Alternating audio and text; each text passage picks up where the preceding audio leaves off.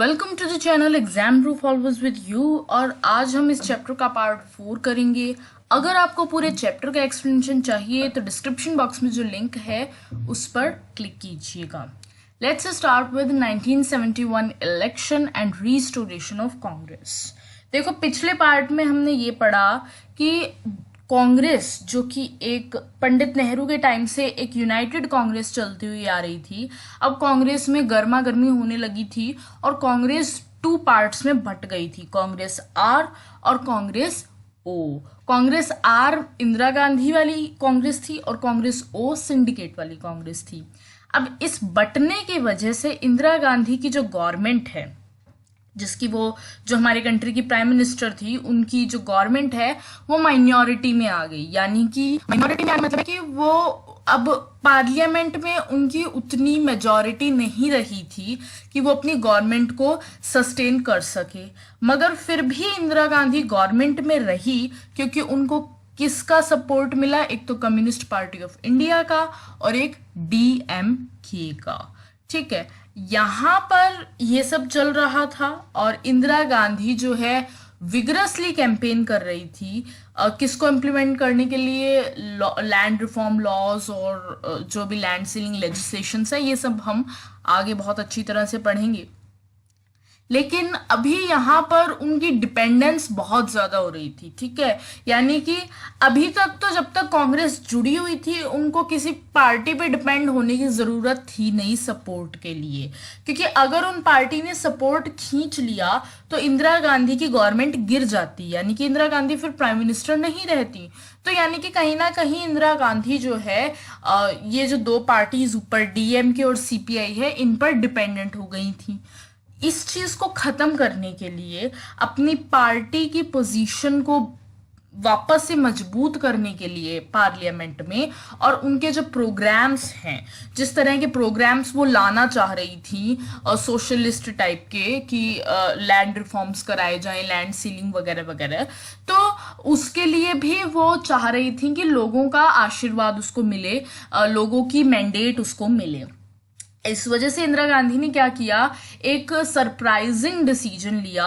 उन्होंने क्या रेकमेंड किया कि आप प्रेसिडेंट को रेकमेंड किया कि आप प्लीज इस लोकसभा का डिसोल्यूशन कर दीजिए दिसंबर 1970 में। ठीक है, यानी कि आप इस लोकसभा को खत्म कर दीजिए। दैट मीन्स कि अब वापस से इलेक्शंस होंगे मिड टर्म में ही, बीच में ही इलेक्शंस, क्योंकि 1967 में तो हो के चुके थे।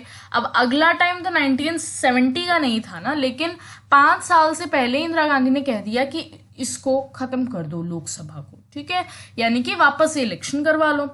अब इलेक्शन हुए फरवरी 1971 में। द कॉन्टेस्ट, देखो यहां पर अब हमें ये देखना होगा कि कौन कौन लोग यहां पर थे।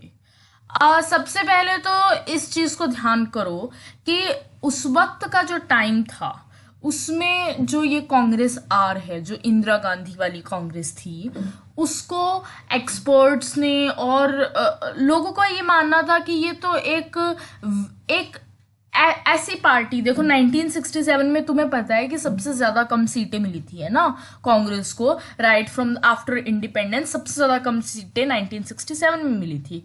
कांग्रेस की पोजीशन कमजोर हो गई थी। और फिर ये जो कांग्रेस आर थी, ये तो उस वीक पार्टी का एक फैक्शन थी। और इसके साथ ही लोगों का ये भी कहना था कि जो कांग्रेस ओ है, यानी कि जो सिंडिकेट वाली कांग्रेस है, असल में तो वो लोग थे ना, असली लोग, वही तो कांग्रेस की मजबूती बनाते थे। मतलब लोगों का ये मानना था कि इंदिरा गांधी के लिए इतना इजी नहीं होने वाला ये सब इलेक्शन, केक वॉक नहीं होने वाली, और शायद इंदिरा गांधी के अगेंस्ट भी हो जाए ये एक्शन। मतलब लोग ये ऐसा ही कुछ सोचा गया था, एक्सपर्ट्स और सभी लोग इसी उसमें देख रहे थे। और इसके साथ ही इंदिरा गांधी के लिए और ज्यादा जो प्रॉब्लम्स क्रिएट करने की कोशिश की ओपोजिशन ने। जितनी भी नॉन कम्युनिस्ट पार्टी हैं, जितनी भी नॉन कांग्रेस पार्टीज हैं, सभी एक साथ आ गई और सभी ने इलेक्टोरल अलायंस बना लिया, जिसको बोला गया द ग्रैंड अलायंस। ठीक है, और जो इंदिरा गांधी है, जो उनकी पार्टी है, रूलिंग पार्टी जो थी कांग्रेस आर, उसने सीपीआई के साथ अपनी दोस्ती बना के रखी और उन्हीं के साथ अलायंस करके रखा, उन्हीं के साथ अपने आप को जोड़ करके रखा। इसके साथ अब यहाँ पर सुनो, ये सब तुम्हें कॉन्टेस्ट समझ आ गया ना कि क्या सब चल रहा है। अब देखो, जो मेन पंच था कांग्रेस आर का वो मैं तुम्हें बताती हूँ। देखो, जो नई कांग्रेस थी उसके पास कुछ ऐसा था जो कि उसके ओपोजिशन के पास नहीं था। नई कांग्रेस के पास कोई मुद्दा था, कोई एजेंडा था, कोई स्लोगन था। अब ग्रैंड अलायंस जो बनी थी उसके पास कोई मुद्दा नहीं था, मतलब वो किस पर कर रहे हैं। इंदिरा गांधी ने तो ये भी कहा कि जो ओपोजिशन है उसका एक ही प्रोग्राम है, उसका एक ही काम है, इंदिरा हटाओ, मतलब रिमूव इंदिरा। उनको और किसी मुद्दे से कोई लेना देना। लेकिन इंदिरा गांधी ने कहा कि जो मैं हूँ, मेरे जो पॉजिटिव प्रोग्राम्स हैं, उन्होंने यहाँ पर सारी चीज़ें बताई, स्लोगन दिया गरीबी हटाओ, कि गरीबी को हिंदुस्तान से हटा दो। और ग्रोथ उन्होंने फोकस किया कि पब्लिक सेक्टर पे की ग्रोथ होनी चाहिए, सीलिंग को इम्पोज करना चाहिए ऑन रूरल लैंड होल्डिंग्स, यानी कि जितनी भी गांव में खेती की जो ज़मीनें हैं उसकी एक मैक्सिमम लिमिट होनी चाहिए, एक सीलिंग होनी चाहिए, ताकि गरीब अमीर की खाई दूर हो। अर्बन प्रॉपर्टी है उस पर भी सीलिंग होनी चाहिए, उसकी भी एक मैक्सिमम लिमिट होनी चाहिए, उससे ज़्यादा आप होल्ड नहीं कर सकते। देन इसके अलावा जितनी भी इनकम और अपॉर्चुनिटी की जो खाई है बीच में, गरीब अमीर की खाई, अपॉर्चुनिटी नहीं मिल रही, कुछ सेक्शंस को कुछ को मिल रही है, वो भी रिमूव होनी चाहिए। इसके अलावा जो प्रिंसली प्रिविलेजेस हैं, यहाँ पर आपने ऊपर पिछले पार्ट में मैंने आपको बताया था कि जो प्रीवेपर्स है, इंदिरा गांधी उसको अबॉलिश करना चाहती थी, उसको ख़त्म करना चाहती थी, लेकिन कर नहीं पा रही थी, तो ये भी उन्होंने अपना इलेक्शन का मुद्दा बनाया। और गरीबी हटाओ के थ्रू इंदिरा गांधी ने काफ़ी सारा सपोर्ट जो है गैदर कर लिया था, काफ़ी सारे लोग उनके साथ हो गए थे जो कि समाज में डिसएडवांटेज्ड थे, जिनको उनका हक नहीं मिल रहा था, वो बहुत ज़्यादा पॉपुलर हो गई थी। जो ऐसे लोग लैंडलेस लेबरर्स, जिनके पास ज़मीन नहीं है और सिर्फ मेहनत मजदूरी का काम करते हैं, या फिर जो दलित हैं, जो आदिवासीज़ हैं, विमेन हैं, माइनॉरिटीज़ हैं, जो कि वेरियस काइंड ऑफ माइनॉरिटीज़ हैं, चाहे रिलीजियस माइनॉरिटीज़ जो हैं, एट्सेट्रा। एंड देन इज जो बेरोजगार युवा है, जो सोच रहा है कि मतलब गरीबी ये सब कुछ सही हो, मतलब उनको इंदिरा गांधी में एक अलग उम्मीद नज़र आने लग गई थी और इंदिरा गांधी काफ़ी पॉपुलर हो गई थी। मगर जो वहीं ग्रैंड अलायंस था, जो या यूं कहें जो ऑपोजिशन था, उसके पास कोई प्रोग्राम ही नहीं था। अब लोग वहाँ तो हो गए क्लूलेस, और यहाँ पर उनको होप ही होप नज़र आ रही है।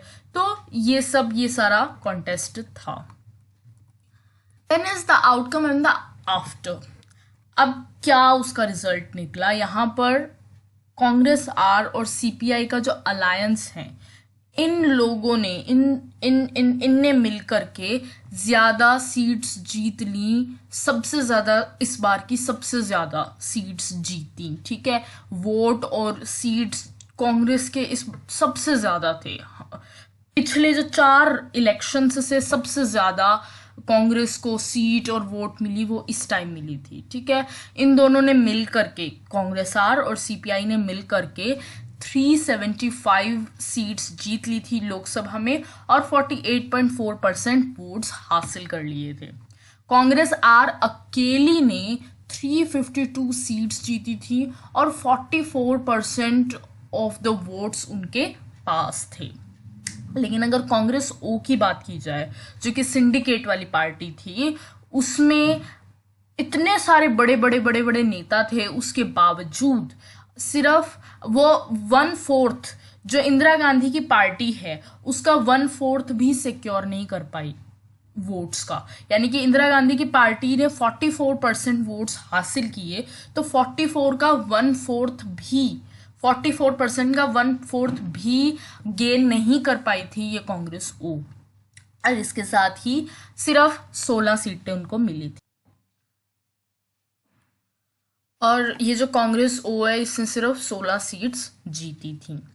अब इस चीज से ये जो हार थी कांग्रेस ओ की, जो इतनी खराब हार थी, और कांग्रेस आर की इतनी ज्यादा भयानक वाली जो जीत थी, उससे ये पता लग गया कि असली कांग्रेस कौन है, इंदिरा गांधी है या सिंडिकेट है। इंदिरा गांधी ने बता दिया था।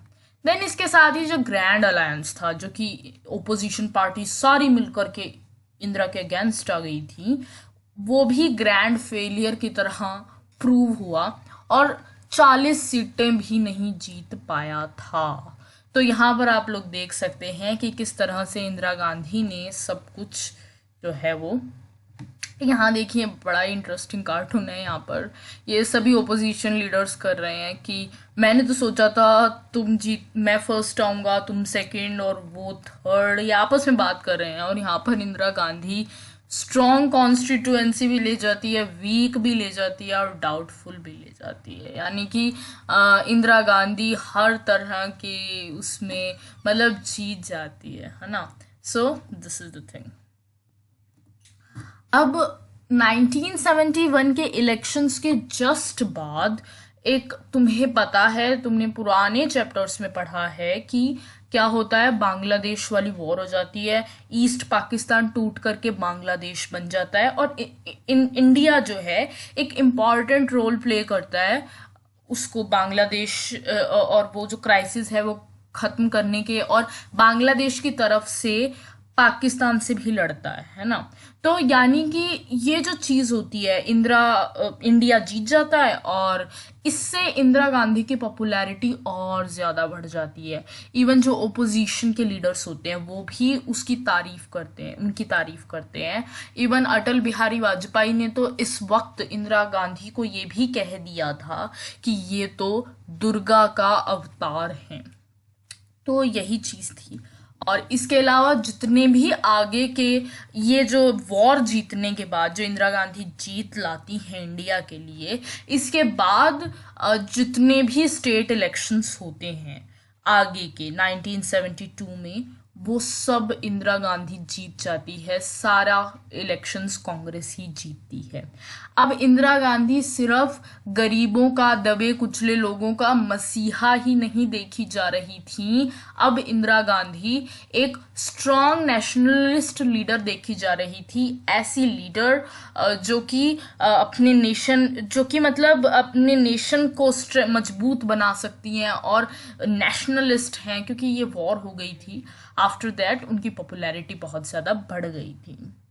यहाँ पर आप देख सकते हैं एक और इंटरेस्टिंग सा कार्टून है। यहाँ पर इंदिरा गांधी खड़ी है, कप को तो बहुत ज्यादा उनको बहुत अच्छी जीत मिली, कप को चीयर कर रही है, लेकिन जिनको उन्होंने वादा किया था वो मांग रहे हैं, अब हमने आपको जिता दिया, लाओ अब वो प्रोमिसेस पूरे करो। ओके, या so this is the thing. और ये जो स्टेट इलेक्शंस भी इंदिरा गांधी जीतती है, तो इसकी वजह से क्या होता है कि स्टेट लेवल और सेंट्रल लेवल दोनों ही जगह पर वापस से कांग्रेस का डोमिनेशन हो जाता है, जैसा कि 1967 के इलेक्शन से पहले भी कांग्रेस का था। 1967 के इलेक्शन में जरूर कांग्रेस थोड़ा हिल गई थी, लेकिन वापस से एक बार फिर से कांग्रेस ने अपने सारे स्टेट्स में डोमिनेंस जो है वो कर ली। ओके, सो यहाँ पर एक कार्टून है। यहाँ पर आप देखिए इंदिरा गांधी किस तरह से जो भी स्टेट आती जा रही है खुद चुन रही हैं और सीएम बना रही हैं। You can see here a very important cartoon. हालांकि I will make a different video जिसमें मैं आपको इन कार्टून्स को काफ़ी डीपली एक्सप्लेन करूँगी, so don't worry. Okay, now is the restoration. देखो, तुमने देख लिया कि यहाँ पर अब इंदिरा गांधी की काफ़ी सारी मेजॉरिटी थी, ठीक है, मतलब कि कांग्रेस एक बार फिर से डोमिनेट हो गई थी पूरे इंडिया में, सेंटर और स्टेट लेवल पर। लेकिन क्या ये असली रिस्टोरेशन थी? मतलब क्या ये वही कांग्रेस थी जो कि 1967 से पहले की थी? कई सारे वेज में इंदिरा गांधी ने पार्टी को रीइन्वेंट किया था।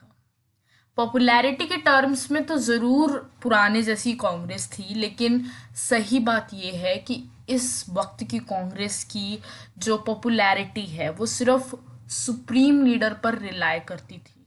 यानी कि लोगों ने सिर्फ एक इंदिरा गांधी को देख रखा था, बाकी और कोई नेता नहीं दिख रहा था।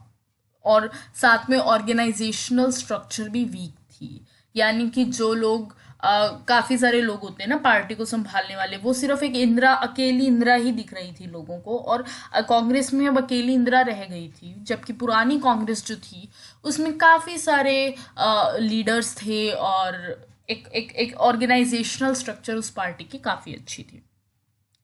दूसरी चीज यहाँ पर, अब कांग्रेस हर फैक्शन को अकोमोडेट नहीं कर सकती थी। तुमने पहले पढ़ा पंडित नेहरू के टाइम पर, लाल बहादुर शास्त्री के टाइम पर, कि हर तरह के इंटरेस्ट के लोग थे। गरीबों की बात करने वाले भी थे, अमीरों की बात करने वाले भी थे, मतलब जितना भी जो भी अलग अलग अलग अलग तरह के लोगों के ख्वाब होते हैं, एस्पिरेशंस होते हैं, इंटरेस्ट्स होते हैं, हर तरह के लोग थे। लेकिन अब की जो कांग्रेस थी वो किस पर ज़्यादा डिपेंड करती थी? जो गरीब, जो सोशल ग्रुप्स हैं, जो डिसएडवांटेज्ड हैं, पुअर वुमेन, दलित, आदिवासी माइनॉरिटीज पर। तो यही चीज़ थी। इसके अलावा कांग्रेस ज़रूर से पॉपुलर तो काफ़ी हो गई थी, लेकिन कांग्रेस की अभी भी वो, अब वो वाली कैपेसिटी नहीं रही थी कि वो सारी टेंशन्स, प्रॉब्लम्स को समाधान निकाले, या फिर यूं कहे कि उसको अब्जॉर्ब कर जाए, यानी कि कुछ उसको डाइल्यूट कर दे, उसको खत्म कर दे। कुछ पब्लिक अनरेस्ट हुए, मोबिलाइजेशन हुए, यानी कि लोग कुछ ऐसे भी लोग थे जो कांग्रेस से परेशान हो गए थे, और डेवलपमेंट, इकोनॉमिक डिप्राइवेशन भी बढ़ता रहा। यानी कि development, sorry, issues of development, it's not only development, sorry for that, issues of development. यानी कि इंदिरा गांधी कह करके तो आई थी गरीबी हटाओ, लेकिन अभी भी डेवलपमेंट की बड़ी प्रॉब्लम हो रही थी, और इकोनॉमिकली भी हमारी गरीब अमीर की खाई बहुत ज़्यादा थी, हम इतना ज़्यादा एडवांसमेंट नहीं कर रहे थे। और यही चीज़ थी कि इतनी पॉपुलैरिटी के बावजूद भी ये चीज़ें एड्रेस नहीं हो रही थी।